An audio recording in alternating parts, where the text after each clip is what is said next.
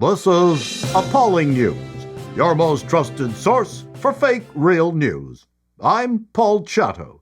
Today we present another episode of Cash for Nothing, where the bankrupt country of Canada spends millions of taxpayer dollars on worthless projects that we know nothing about. First up is inclusive economic recovery. Ottawa is shelling out $76 million of our taxpayers' money. The description includes the following not-for-profit word salad. This project aims to enhance the resilience and socioeconomic well-being of low-income, underserved, and marginalized populations, particularly women and girls in official development assistance-eligible countries. It includes the acronym ODA because you can't extract taxpayer funds without a selection of three-letter acronyms. Now, truth be told, it does not sound entirely scammy, but there is no evidence of oversight, and the section describing the results achieved has no third-party corroboration or audit. Do we think that most of this money disappeared into the pockets of program organizers? You tell us. This next one is just a bit of chump change. 5-year strategic and fundraising plan for $20,000. Through its 21-month project, Gay Ottawa Volleyball. Why do we need exclusively Gay Ottawa Volleyball? Isn't Ottawa, our great capital, gay enough? Isn't it discrimination to not let gays play on regular volleyball teams? To continue, will build stronger capacity of 2S community organizations and networks to advance 2S equality. What does build stronger capacity of 2S community mean? It's a standard non-profit word salad that translates to getting gay people out to volleyball because seeing the sight of semi-naked, sweaty bodies is not something we usually ascribe to the gay community. It will address Gay Ottawa Volleyball's capacity to strategically expand and develop as an organization to provide opportunities for safe and inclusive sport for the 2S community. This is meaningless repetition of the previous sentence, except they added an A between the Q and the I. The project will include a strategic review of existing GOV programming and structures, the identification of future needs in the medium term, and the development of strategic and fundraising plan to sustain operations and expansions over the next 5 years. They just used 42 words to say, find a joint to rent next to a place that sells mocha lattes. Of course, the organization is called Women and Gender Equality Canada. It can't be just Women Canada. Has to have that magic gender word, or you won't get the money. And they added equality to infer there is none. And the expected results? Partnerships and collaborations are established and or strengthened to support the LGBTQ2 movement. LGBTQ organizations have increased knowledge and capacity to advance equality with respect to sex, sexual orientation, gender identity, and expression. What happened? Now it's just LGBTQ2. We're down in S and the AI+. They can't even remember their own rainbow acronym. Not sure I'd trust them with the money. In this one, we plucky Canadians agreed to promoting gender-responsive investments in infrastructure for a cool $45 million.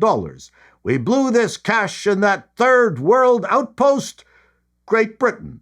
Sure, we know it's slowly becoming one, but it's not quite there yet. It also provides targeted technical assistance to support gender lens investments, increase opportunities for women in existing infrastructure investments, document and share lessons learned on gender and infrastructure. It's got 3 genders and 1 lens. That makes it totally legit. So sad that the UK could not afford to do this without Canada's financial assistance. After all, they are spending a lot of money arresting people for harmful Instagram posts. Of course, as always, the biggest concern is the oversight in spending aid-related funds. Thankfully, we're not talking about some dusty, bug-infested African backwater. This is the UK, after all. Oops. Hundreds of millions given to foreign aid fund that lacked scrutiny, says MPs. Maybe England is actually worse. But don't worry, fellow Canucks. Since 2016, federal diversity, equity, and inclusion programs have cost us more than $1 billion. Grants included Department of Agriculture subsidies for cultural vegetables and Veteran Affairs funding for Congolese war veterans. We are glad Canada supports our war vets, except we did not participate in any of the Congolese wars. So who exactly did Veteran Affairs send the money off to? Perhaps someone should have been suspicious when the instructions were to leave an envelope of cash at the bus shelter in Kinshasa. But we Canadians are a trusting people. And finally, we will conclude with a new segment on Appalling News. Can I read this straight through without laughing? This is by way of Columbia University, and it is titled Of Madness and Murder, a Gothic Black Feminist Autoethnography of Mental Illness in Academia. The abstract reads, in this piece, I use Gothic autoethnography and Black feminist thought as a qualitative framework, i.e. Gothic Black feminism, to explore the impact of intersecting systems of oppression on Black women's mental health. Using my experience as a non-binary Black women's counseling psychology PhD student, I disrupt the stigma of Black women's mental health and the mental health challenges of graduate students in applied psychology to consider its implications for the ongoing development of a Gothic Black feminist approach to clinical intervention. I position my use of the Gothic tradition as a form of effective activism, bearing somber witness to the haunting realities of mad Black women's slow murder due to interlocking systems of oppressions.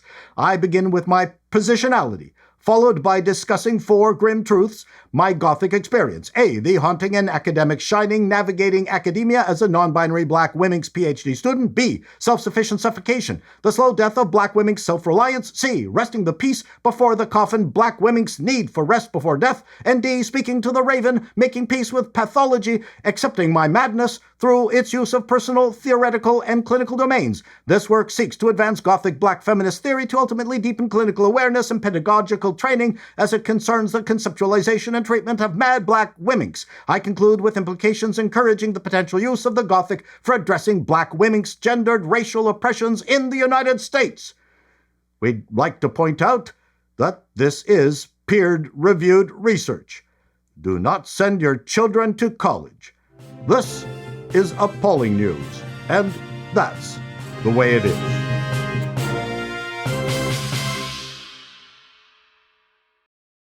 Using my experience as a non-binary Black women's counseling, the haunting realities of mad Black women's slow murder due to interlocking systems of oppression. I conclude with implications encouraging the potential use of the Gothic for addressing Black women's gender racial oppressions in the...